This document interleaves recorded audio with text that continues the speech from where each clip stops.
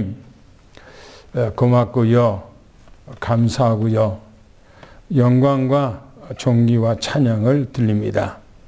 모든 것이 다 위에서 내리는 주권 속에 되어진 것을 믿고 우리는 오직 주께 영광 돌리는 그런 삶 되도록 하나님이 역사해 주시옵소서. 오늘 말씀을 통해서 우리가 은혜 받기를 원합니다. 말씀 속에 하나님의 계획이 무엇이며 우리가 어떤 믿음을 가지고 하나님 앞에 영광 돌릴 것인지 우리가 온전한 믿음을 회복하는 귀하고 복된 시간 되게 하시고 오늘 보좌의 문을 여셔서 하나님께서 우리 장로님들 또 권사님들 집사님들 모두에게 하나님께서 충만한 주의 은혜가 임하게 하옵소서. 우리 주 예수 그리스도 이름으로 간절히 기도하옵나이다. 아멘. 오늘은 15번째 인간의 선행입니다. 왜 인간이 선행을 할까 하는 거예요. 대부분 사람들이요, 어려움을 만나면 자기들 스스로가 하는 얘기예요. 나는 사람에게 해코자도 안 했고, 다른 사람에게 사기친 것도 없고, 나는 사람에게 피눈물 빼는 일이 없었는데, 왜 내게 이런 어려움이 왔나? 라고 그렇게 얘기를 해요. 사람들이. 그 말은 무슨 말이에요? 선행을 삶 속에서 하고 있었다. 그런 얘기죠. 사람이 왜 이 땅에서 선행을 하는가 하는 거예요. 우리가 지금까지 14번째까지 근원에 대해서 우리가 배웠습니다. 하나님은 누구신가 하는 거예요. 하나님은 창조자요, 전능자요, 바로 모든 주권이 다 그분 안에서 있는 거예요. 근데 그 하나님께서 우리 인간을 하나님의 형상대로 지으셨다 그랬어요. 사람만 자기 형상대로. 그래서 인간은 하나님 가지고 있는 그 인격체처럼 우리 인간도 똑같이 그 인격을 가지고 하나님하고 교제하고 교통하고 대화하고 그렇게 하기 위해서요. 그렇게 하나님께서는 우리 인간에게 그 엄청난 복을 주었어요. 어마어마한 복을. 그 복을 어디서요? 언약 안에서, 말씀 안에서. 하나님께서 우리에게 주신 그 언약은 엄청난 겁니다. 그런데 사단 마귀가 하나님께서 인간에게 복을 주신 그 이유, 또 인간을 하나님을 섬길 수 있는 어떤 배경, 이걸 가지고 사단 마귀가 자꾸 하나님 앞에 참소하지요. 그런데 제가 욥기에 대해서 이제 이 말씀을 하면서 말씀을 드렸습니다.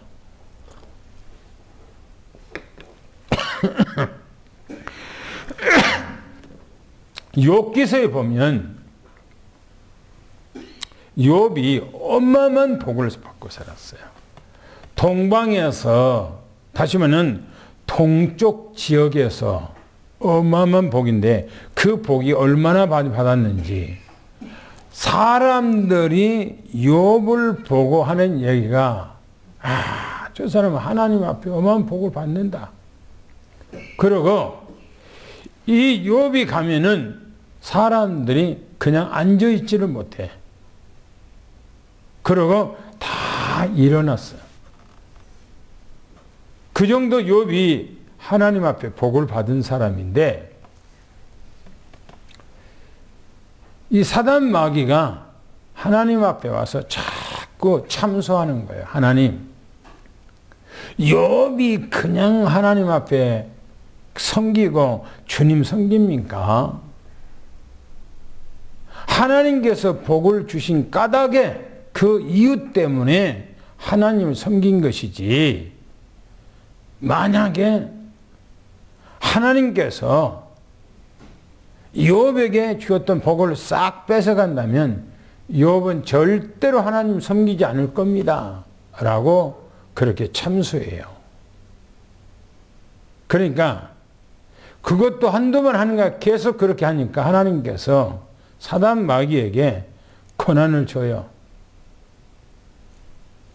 욥의 생명만을 건들지 말고 네 마음대로 해봐라. 사단 마귀가 하나님의 명령을 받고 욥의 가정에 들어와서 욥의 살림을 다 깡그리 무너뜨려 버려요. 그 엄청난 부귀 영광을 싹 뺏들어가 버려요. 그리고 욥이 살고 있는 그 엄한 저택이 그냥 하루아침에 무너져 버려요. 그리고 그 10명의 자녀들이 하루아침에 떼거지 다 죽어요. 그러면 한번 생각해 보세요. 알거지가 됐죠. 집도 무너졌고 10명의 자녀들이 다 죽었죠. 그러면 욥이 어떤 마음일 것 같아요? 욥이 우리 같으면 미쳐버리겠죠. 그렇죠? 미쳐버리겠죠. 거기다가 하나님, 이 사단 마귀가 욥에게 질병까지 줬어요. 질병. 머리부터 발끝까지 온몸이 부스레기가 나고 몸이 딱쟁이가 생기고 거기가 고름이 생기고 고름을 짜면 그 안에서 구데기가 나오고 그래요. 막 근질근질하니까 자기 집에 무너진 기와를 가지고 자기 몸을 직접 긁기도 했다고 그래요. 사람들이 옛날에는 욥이 지나가면은 욥 앞에서 엎드리고 욥 옆에 일어나고 그랬는데 욥이 그렇게 거지만신창이가 돼버리니까 사람들이 욥을 거들떠보질 않아. 사람은 원래 그래요.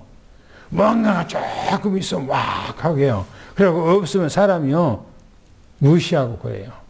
사람의 속성이 그래. 그렇게 하는데 이 욥의 아내가 욥을 보고 당신이 믿는 하나님이 진짜 살아계시냐? 당신이 믿는 하나님이 진짜 살아계시다면 왜 우리 가정이 이 모양이냐? 왜 하루아침에 집이 무너져갖고 자녀들 하루아침에 다 죽고 당신 몸은 지금 만신창이가 돼서 지금 그런 상태인데 당신이 믿는 하나님이 진짜 살아계시냐? 그렇다면 당신은 차라리 당신이 믿는 하나님을 저주하고 차라리 뒤져버려라.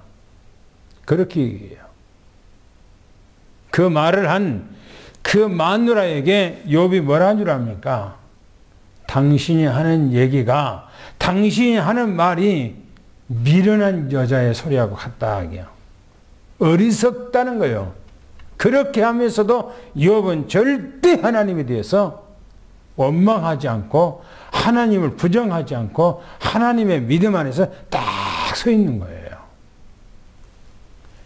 욥의 시험이 다 지나간 후에는요, 욥에게 예전에 가졌던 그 복보다 훨씬 더 많은 복을 주었다고 성경에 기록하고 있어요.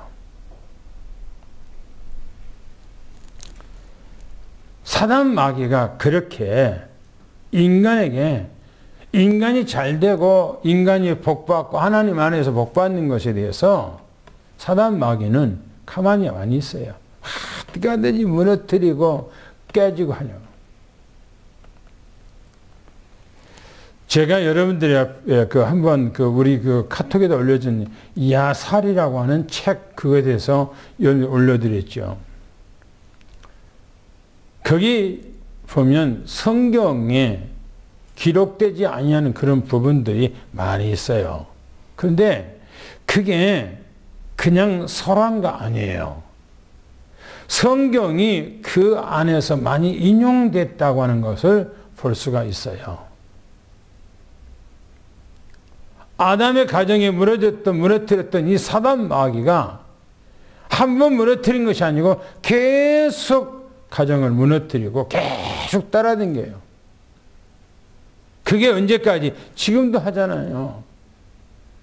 에덴 동산에서 사단 마귀가 하나님 안에서 인간이 복을 받는 것을 그걸 시기하고 무너뜨렸잖아요. 그래서 언약을 파괴하고 하나님을 떠나게 만들어 버렸잖아요. 그것이 오는 것이 6가지 상태.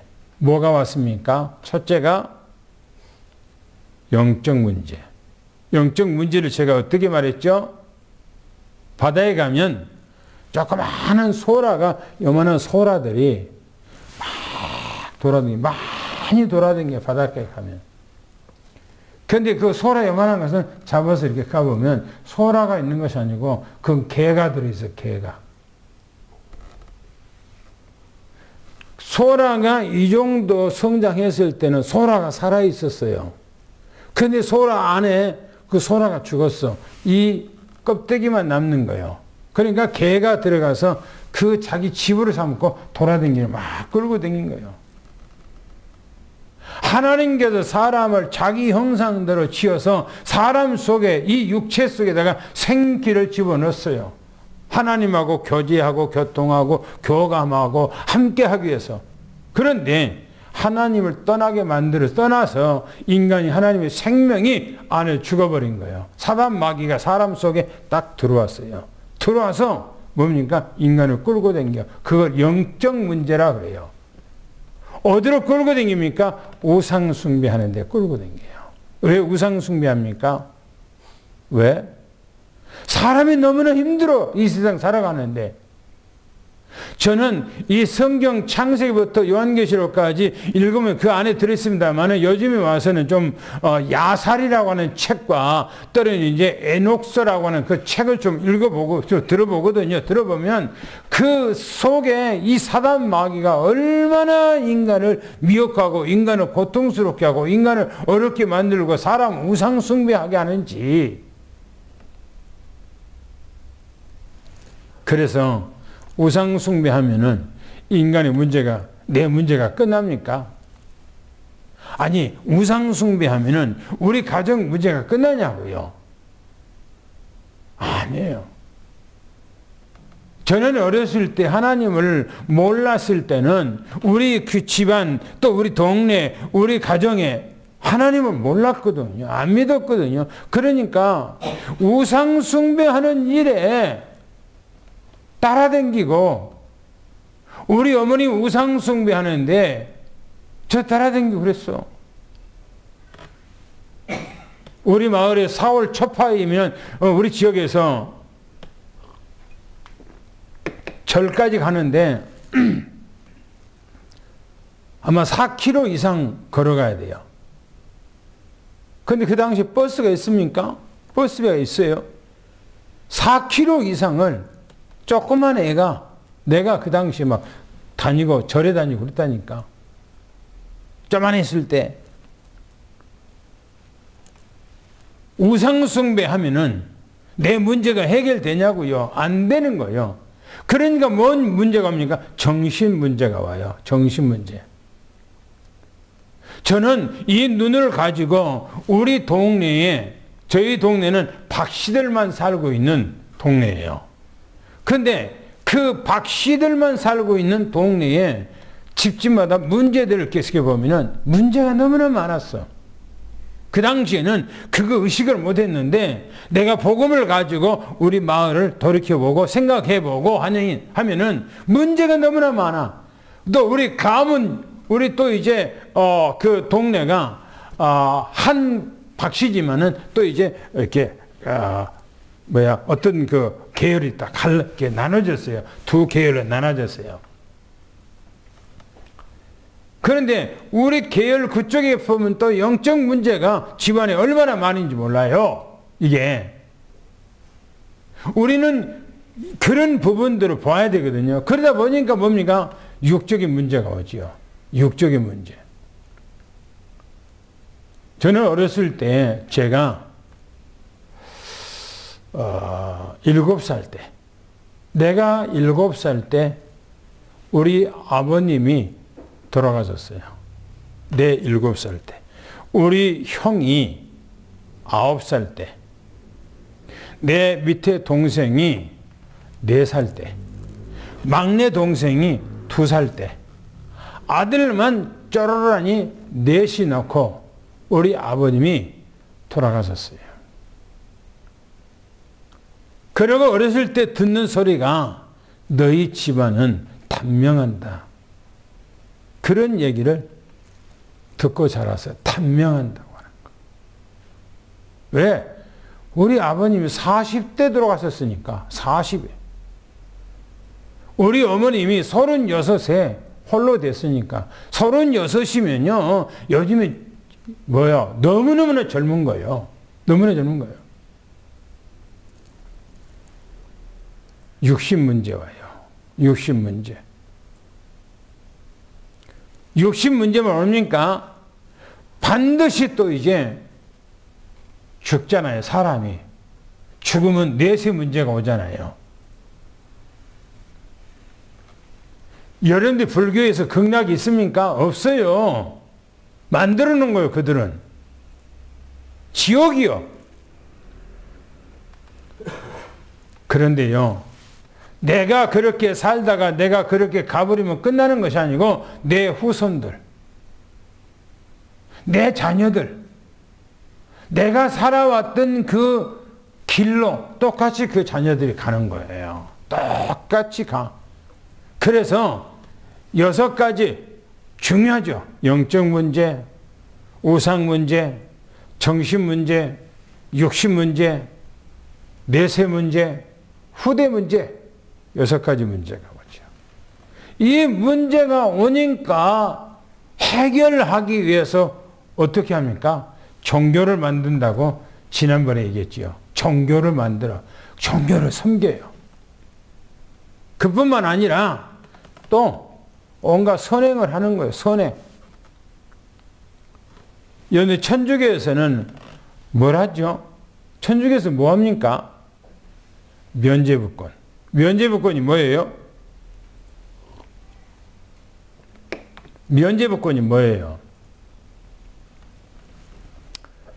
이 땅에서 살아가는 조상이 돌아가셨어. 안 믿고 돌아가서 죽었어요. 지옥에 가 있어. 근데 후대가 내 부모가 지옥에 갔다면 너무나 고통스럽잖아요. 너무너무나 고통스러운데. 그래서 내 부모를 어떻게 하든지 지옥에서 빼내서 천국으로 이렇게 옮겨드려야 되는데 할 수가 없어요. 이 세상에 어떤 것도 안 돼요. 그런데 천주교에서는 후대가 네 자녀들이 니네들이 부모를 위해서 헌금을 많이 하면은 부모 이름으로 돌아가신 부모 이름으로 헌금을 많이 하면은 지옥에 있는 그 부모가 하나님께서 헌금을 보고 지옥에 있는 자녀들을 이렇게 천국으로 옮겨준다. 그 말은 뭐냐? 뇌물이에요. 뇌물. 하나님 앞에 뇌물을 많이 쓰면 지옥에서 빼서 천국으로 뭐요? 빼돌려준다. 옮겨준다. 그런 얘기 아닙니까? 그게 말이나 됩니까? 그게. 그 천주교 그거 면죄부권이라고 그래요. 천주교에서는 예수 믿기만 하면 구원받는 것이 아니고 이 땅에서 선한 일을 많이 해야 구원받는다고 얘기해요. 그게 뭐냐? 천주교만 그럽니까? 불교도 마찬가지요. 그래서 연대 불교 스님들은 여러분니까 옷 한 벌에다가 고무신발 하나에다가 여러분니까 목탁 하나 두들고 그렇게 살아가는 거 아닙니까? 그런데 그런 문제가 그렇게 한다고 해서 인간의 문제가 해결됩니까? 아니에요. 오늘 본문 보세요. 첫 번째, 인간의 문제 해결을 위해서 사람은 선행을 하는데 선행이 그것이 해결되냐 이겁니다. 첫 번째 보니까 모든 인간은 원죄 가운데 딱 잡혀 있어요. 원죄. 그 원죄는 창세기 3장 문제입니다. 그 창세기 3장 문제는 사단 문제. 두 번째는 하나님 앞에 범죄한 하나님의 말씀을 어겨버린 죄. 세 번째는 하나님을 떠나버렸던 죄. 요게 세 가지예요. 세 가지.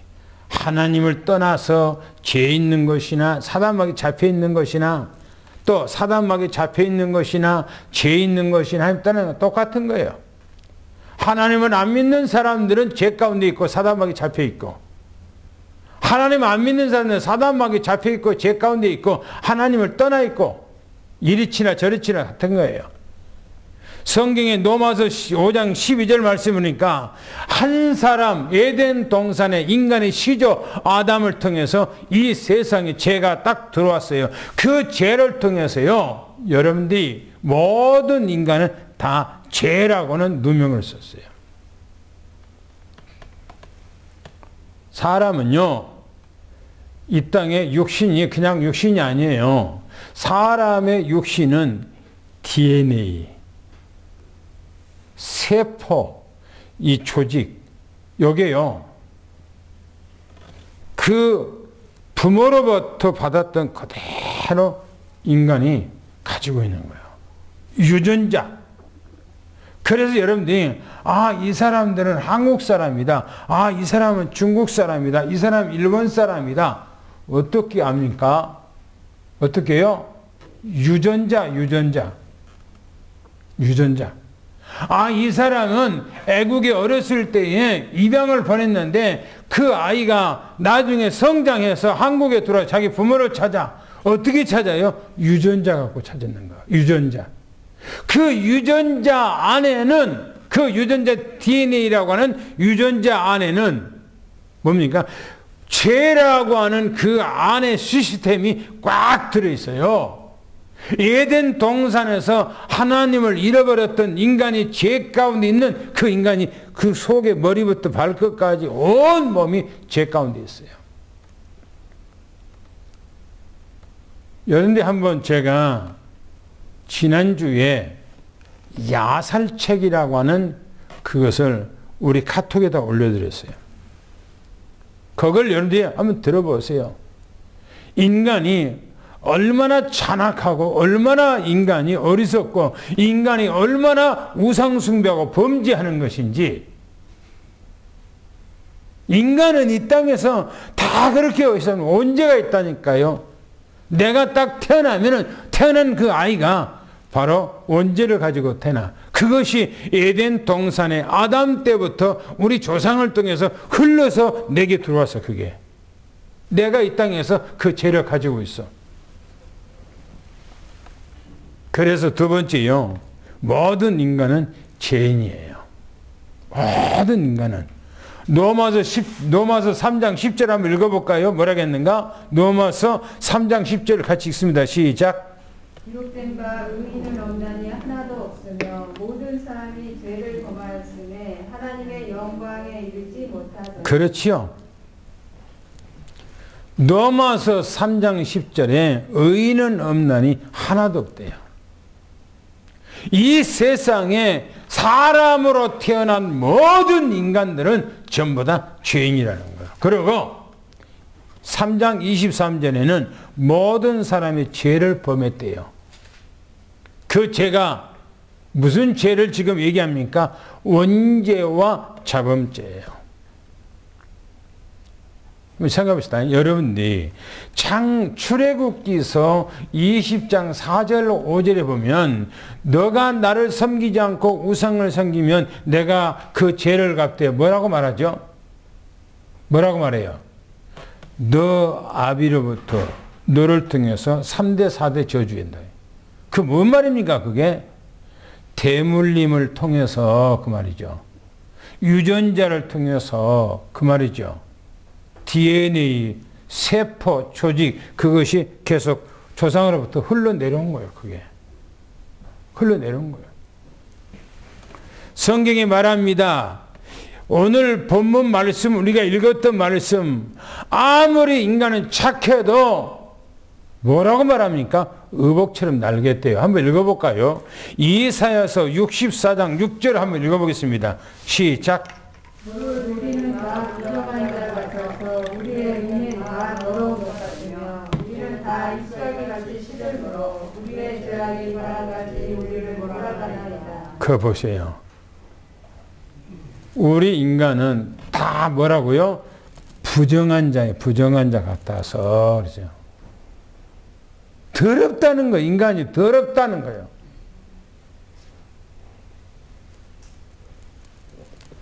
더러운 옷과 같이 걸레 같아요, 걸레. 여러분들이 그 뭡니까? 그 걸레도 그냥 집에서 빨아서 쓰는 걸레가 아니고 자동차 같은 거 막 닦고 해서 막 기름 바지 같은 거 닦고 해서 그 걸레 연대 보면 이렇게 들어보면은 얼마나 더러워요, 그게. 인간은 그렇게 걸레처럼 더럽다는 거예요. 더러워. 그래서 때문에 죄 때문에 인간이 하나님을 만날 수 없고 구원받을 수가 없어요. 이사야서 59장 1절 2절에 뭐랍니까? 한번 읽어보겠습니다. 시작. 여호와의 손이 짧아 구원하지 못하심도 아니요 귀가 둔하여 듣지 못하심도 아니라 오직 너희 죄악이 너희와 너희 하나님 사이를 갈라놓았고 너희 죄가 그의 얼굴을 가리어서 너희에게서 듣지 않으시게 함이니라. 보세요. 인간의 죄가 얼마나 더럽고 찌들었던지요. 머리부터 발끝까지 완전히 죄의 누더기를 입고 있는 걸, 인간이. 그래서 하나님께서 말합니다. 뭐라 하니까 여호와의 손이 짧아서 너를 못 구해준 줄 아냐? 하나님의 귀가 둔해서 너희들이 기도하는 것을 못 들은 줄 아냐? 그러면서 말하기를 너희 죄악이 너희와 하나님 사이를 죄가 갈라놓았대요. 죄가. 하나님은 절대 죄를 용납하지 않습니다. 하나님은 죄를 절대 용서하지 않습니다. 하나님은 죄에 대해서 절대 간과하지를 않아요. 그런데요, 우리가 죄로 누더기를 입고 있는 우리 인간에 어떻게 됩니까? 성경이 말합니다. 그래서 인간이 죽는 거예요. 죄의 결과로 영원한 사망이 우리에게 온 거예요. 죽는 거예요. 봅시다. 성경이 뭐라고 했는가? 로마서 6장 23절 한번 읽어보겠습니다. 시작. 죄의 삭은 사망이요 하나님의 은사는 그리스도 예수 우리 주 안에 있는 영생입니다. 그렇죠. 죄의 삭은 사망이래요. 뭔 말입니까? 죄를 지면 그 결과가 죽는다는 겁니다. 에덴 동산에서 우리 시조 아담이 하나님 앞에 범죄함으로 그 죽음이 우리에게까지 계속 왔다는 거예요. 야살이라고 하는 그 책에 들어보니까 아담이 930세에 죽었는데 아담이 죽어서 모든 사람들이 인간 시조가 죽었기 때문에 울고 불고 날렸다는 거예요. 그때부터 사람이 죽으면 우는 것이 그때부터 시작됐다. 그렇게 거기서 얘기하더라고요. 인간은 죽는 거예요, 이 땅에서. 왜 죽습니까? 죄의 결과로 죽는다고 성경이 분명히 얘기합니다. 요한계시록 20장 11절 15절을 보니까 마지막 때 심판대가 올 것이며 그가 행한 대로 심판을 받을 것이며 생명력 책대로 기록한 대로 분명히 심판을 받을 것이라고 그렇게 얘기합니다. 그래서 이 땅에 살아가는데 우리가 어떻게 살아가야 되는가? 선하게 살아가는 것도 당연한 거예요. 그러나 그 자체가 인간을 구원하지 못한 겁니다. 내가 진실하게 살고 내가 바르게 살고 내가 거짓 없이 살고 남을 사기치지 아니하고 그렇게 살아야 됩니다. 그렇게 했다고 해서 구원 얻는 것이 아니에요. 생각해 봅시다. 걸레를 아무리 퐁퐁히 갖고 닦아서 기름걸레 더러운 것을 퐁퐁히 갖고 닦고 안 그러면 삶아도 그것이 기름기 없어집니까? 안 그래요. 없어지지 않아. 걸레는 걸레요. 그래서 인간은 이 땅에서 해결할 길이 없다는 거예요. 그래서 그게 뭡니까? 이 세 번째 뭐랍니까? 그리스도 밖에는 인간의 0.1%도 소망이 없다라고 말하고 있어요. 0.1%도 이 땅에 소망이 없대, 인간은. 그래서 그리스도 밖에서 인간은 하나님의 언약 외에 소외된 인간이라 이렇게 말하죠. 그래서 소망도 없어요. 한번 생각해 보세요. 만약에 내가 그리스도를 만나지 못했다. 내가 그리스도를 만나지 못했다면 어떻게 살 것 같습니까? 어떻게 살죠? 밥 먹고 자고 싸고 또 밥 먹고 또 자고 또 싸고 또 밥 먹고 또 자고 싸고 그게 밖에 없잖아요. 그게 없잖아요. 그게 하루에 3끼 밥 먹잖아요. 그리고 밤이 되면 또 자잖아요. 그리고 밥 먹고 나니까 이제 들어가 있는 것이 또 나와야 되죠. 싸야지요.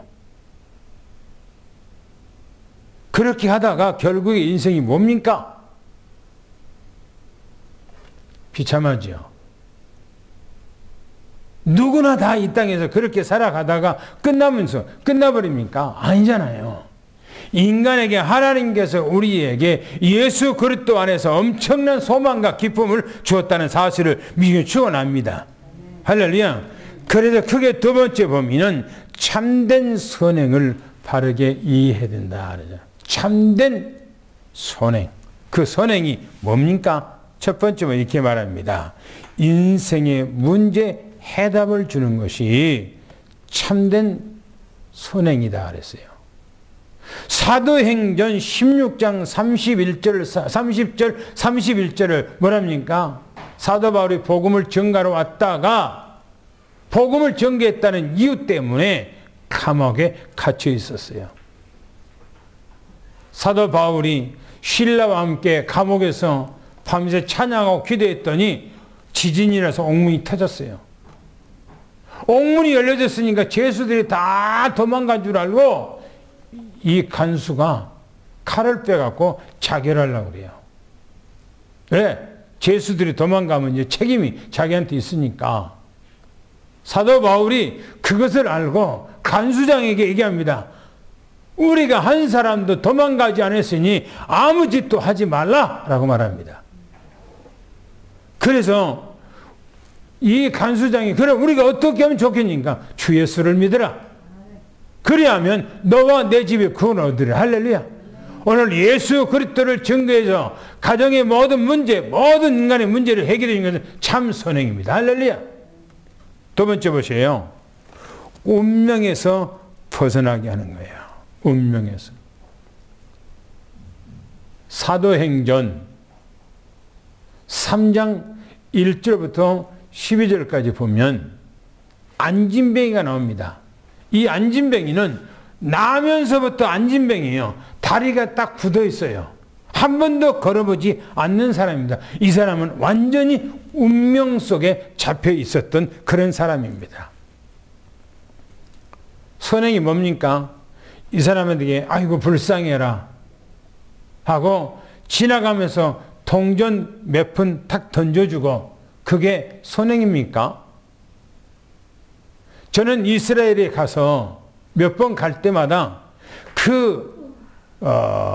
문으로 들어가는 그 문이 성으로 들어가는 문이 여러 군데가 있어요.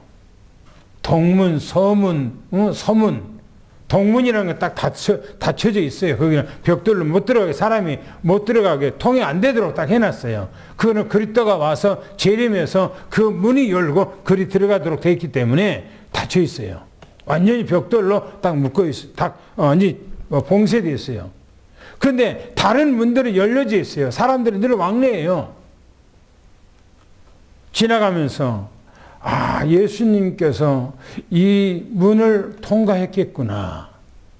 여기를 많이 예수님이 거닐러 갔구나. 사도 베드로가 지나가다가 안진뱅이가, 여기 앉아있는 안진뱅이가 있었을 때 사도 바울이 예수 이름으로 그 안진뱅이를 치료했구나, 그 생각이 나더라고요. 나면서부터 한 번도 걸어보지 못한 그 안진뱅이에게 돈 몇 푼 주는 거, 그것이 선행입니까? 물론 선행이 되겠죠. 그러나 실제적으로 그 문제는 해결이 안 되잖아요. 그런데 안진뱅이가 어느 때나 모든 사람들에게 손을 내민 것처럼 구걸하는 거예요. 한 푼 달라고. 사도 베드로가 손을 잡고 주 예수를 믿으라, 예수 이름으로 명하노니 그 자리에서 일어나라 하니까 안진뱅이가 사도 베드로의 손을 잡고 벌떡 그 자리에서 일어났다고 그랬어요. 그리고 그 순간에 이 사람은 모든 운명에서 싹 끝나버린 거예요.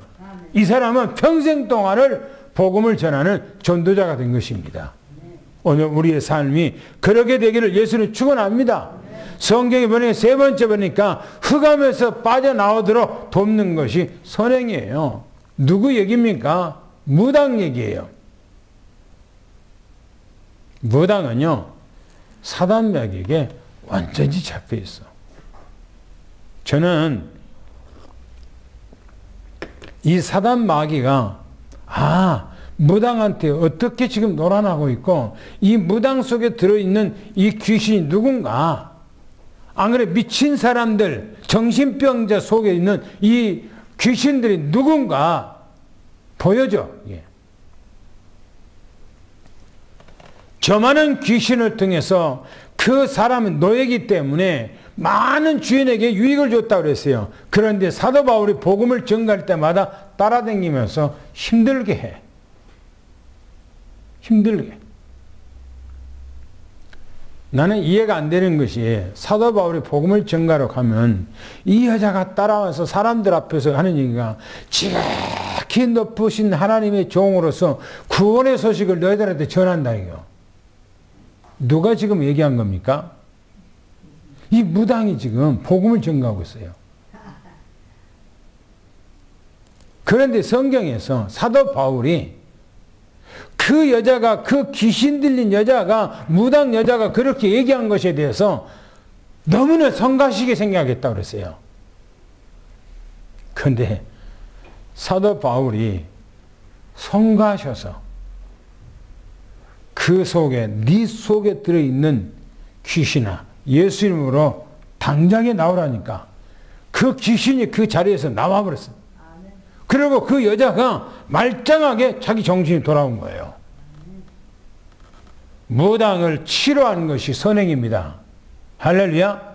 무당에게 복음을 전거해서 주님 앞에 돌아오도록 한 것이 선행이에요. 또 제자로 훈련시켜서 훈련시켜서 하는 것이 참 선행이지요. 골로새서 1장 28절 29절 한번 읽어보겠습니다. 시작.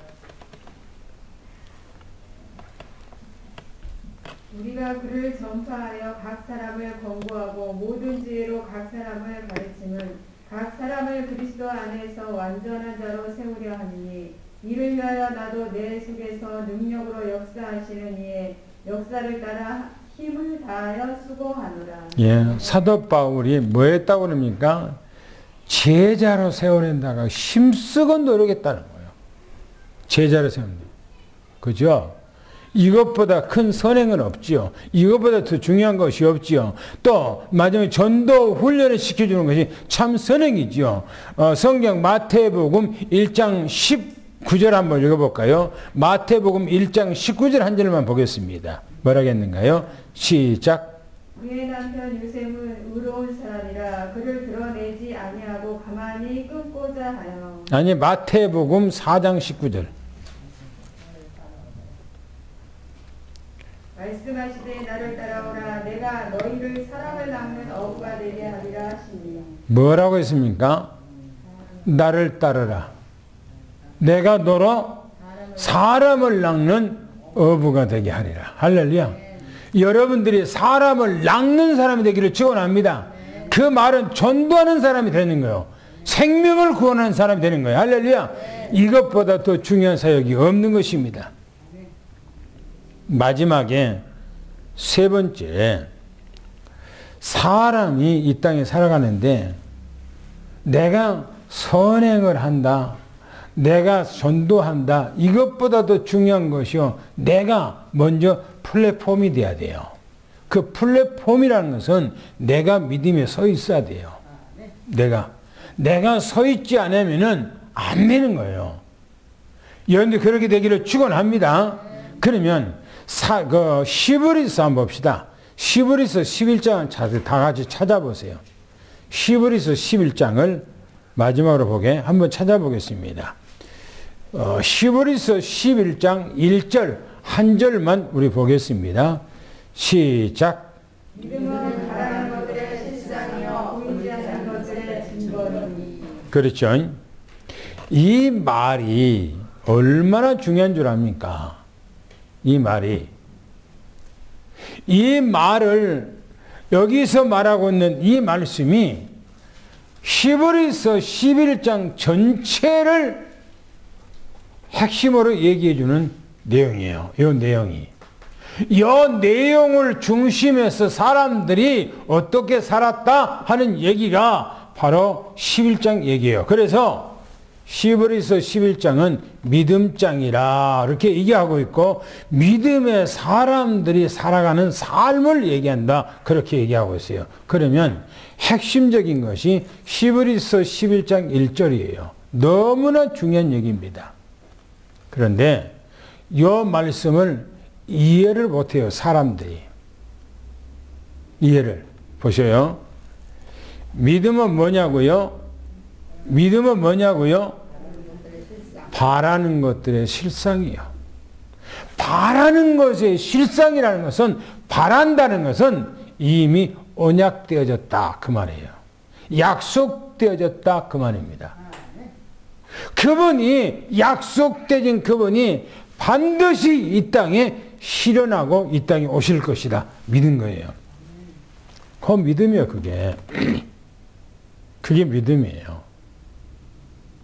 구약에 있는 모든 선지자들이 바로 메시아 예수 그리스도가 이 땅에 오실 것이다 라고 확실하게 믿어버린 거예요.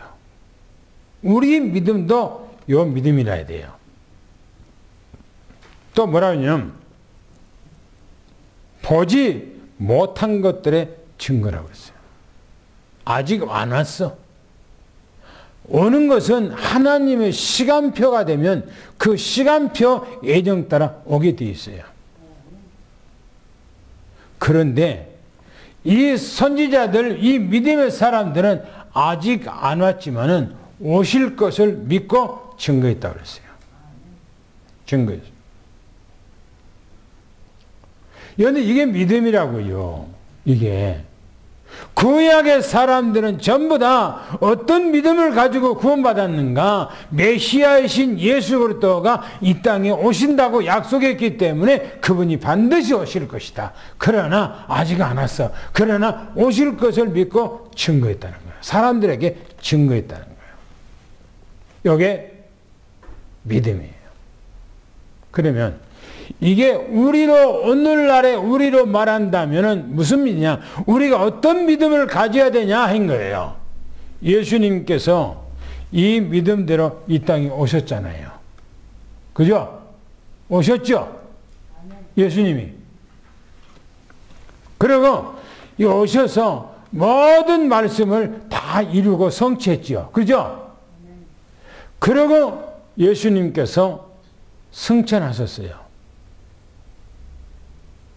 사도행전 1장 11절에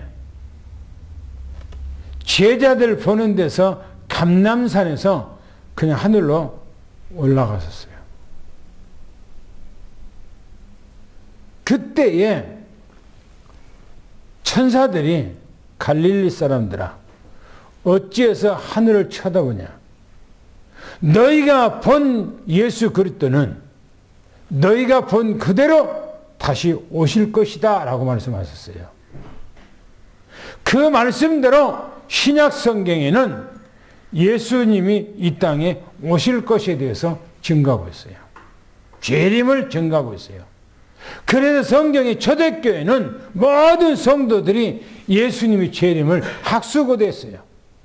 사도 바울도 성경에 보면 이 땅에 예수님께서 재림할 것을 많은 기록을 남겨놨어요.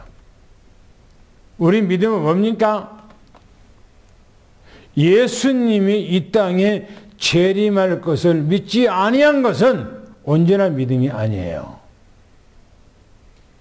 절대 온전한 믿음이에요. 그 사람들은 이 땅에서 안주한 사람들이에요. 주님께서 곧 오실 것을 여러분들이 믿고 주님 맞이할 준비할 수 있는 그 믿음을 늘 가지고 주님 오신다, 곧 오신다, 안 오셨지만은 오실 것을 믿고 증거하는 이 믿음을 가지기를 예수를 축원합니다. 할렐루야. 두 번째 보면 1장 3절을 또 읽겠습니다. 시작. 11장 3절.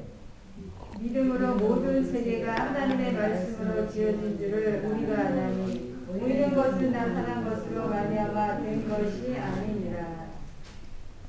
이 말은 무슨 말입니까? 믿음이란 뭐냐? 세상의 모든 것이 하나님의 말씀으로 지어졌다 그 말이에요. 이 땅에 우리가 보이는 모든 세상 것이 보이는 것을 통해서 이 땅의 것이 만들어진 것이 아니라 하나님께서 말씀으로 지으셨다는 거예요.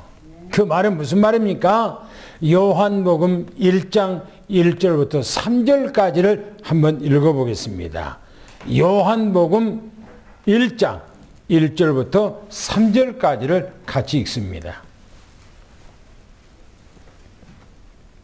태초에 말씀이 계시니라. 이 말씀이 하나님과 함께 계셨으니 이 말씀은 곧 하나님이시니라.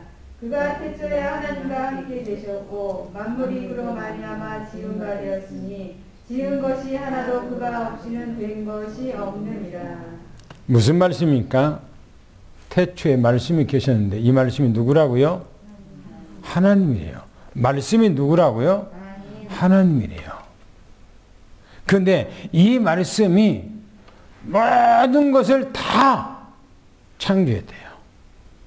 다. 이 말씀이 아닌 것이, 창조하지 않는 것이 아무것도 없이 다 창조했대요. 이 말씀이. 근데 이 말씀이 누굽니까? 이 말씀이 누구예요? 예수 그리스도. 누구라고요? 예수 그리스도. 요한복음 1장 1절부터 3절까지 거기서 말씀하고 있는 이 말씀이 누구냐? 예수 그리스도라고 하는 것을 증거하고자 그 말씀을 하고 있는 거예요. 예수님께서 여러분들과 나를 창조한 거예요. 할렐루야. 말씀이 여러분들이 다 지금 우리와 함께하는 것을 미리 축원합니다. 그래서 신앙생활은 말씀과 함께하는 신앙생활이 중요한 거예요. 할렐루야. 그걸 믿는 겁니다. 마지막 보겠습니다. 히브리서 11장 6절 한 절만 보겠습니다. 시작. 믿음이 없이는 하나님을 기쁘시게 하지 못하나니 하나님께 나아가는 자는 반드시 그가 계신 것과 또한 그가 자기를 찾는 자들에게 상 주시는 이심을 믿어야 할지니라. 여기서 이제 세 번째 믿음이라고 하는 건 아주 중요합니다. 믿음이 없이는 하나님을 기쁘시게 못한대요. 여기서 말하고 있는 이 믿음은 하나님 앞에 나아가는 자, 하나님 앞에 예배하러 가는 자, 하나님을 찾는 자, 하나님 앞에 영광 돌리는 이 사람, 첫째 전제가 뭐냐? 그분이 살아계신 것을 믿어야 돼요. 첫째 전제가. 할렐루야. 그분이 존재하시는 것. 그리고 또 두 번째는 그분이 자기를 찾는 자, 예수 그리스도를 찾는 자, 그분 앞에 기도하는 자는 반드시 내가 기도하면은 응답 주실 것을 믿어야 돼요. 할렐루야. 할렐루야. 막연하게 기도하지 마세요. 막연하게.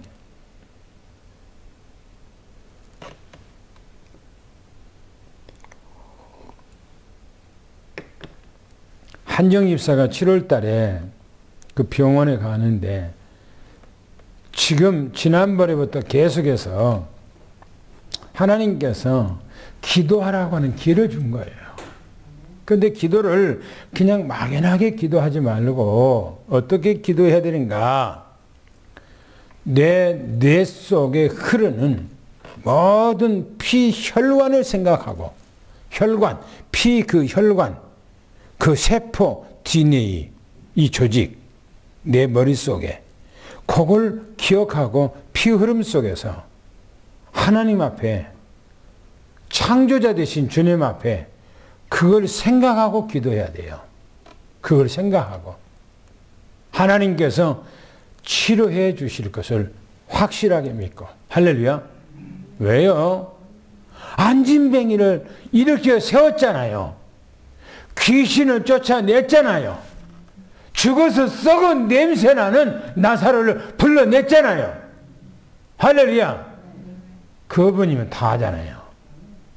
오늘 우리는 정말 주님이 지금도 살아계신 것을 믿고 우리는 선행도 해야 됩니다. 그러나 선행보다 더 중요한 것은 주님을 온전히 믿는 거예요. 이 믿음에 굳게 서기를 예수는 축원합니다. 하나님을 기쁘게 한 자는 믿음이 없이는 절대 기쁘게 할 수가 없다고 그랬어요.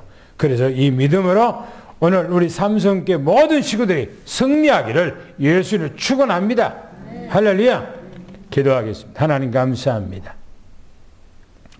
너무너무나 부족하고 너무너무나 우둔하고 너무너무나 연약하고 하나님 우리를 지극히 영세전에 사랑하사 우리를 위해서 이 땅에 친히 오셔서 우리가 받아야 할 모든 저주와 고통과 십자가의 그 죽음을 주님께서 대속하시고 우리를 그 죽음 사슬에서 건져내어 영원한 천국의 하나님의 자녀로 우리를 삼아주신 것 너무나 감사합니다. 주여 이 시간에 성령으로 역사하셔서 오직 예수 그리스도의 무한 영광과 존귀와 찬양을 드리는 그런 삶이 되도록 역사해 주시옵소서. 그래서 우리 삼성교회 모든 식구들이 이 땅 살아가는데 성부, 성자, 성령의 주님의 놀라운 은혜 속에서 강건하여 삶이 풍성스럽고 하나님 앞에 영광을 돌리는 그런 삶 되게 도와주시옵소서. 살아계신 예수 그리스도 이름으로 간절히 기도하며 축복하옵나이다. 아멘.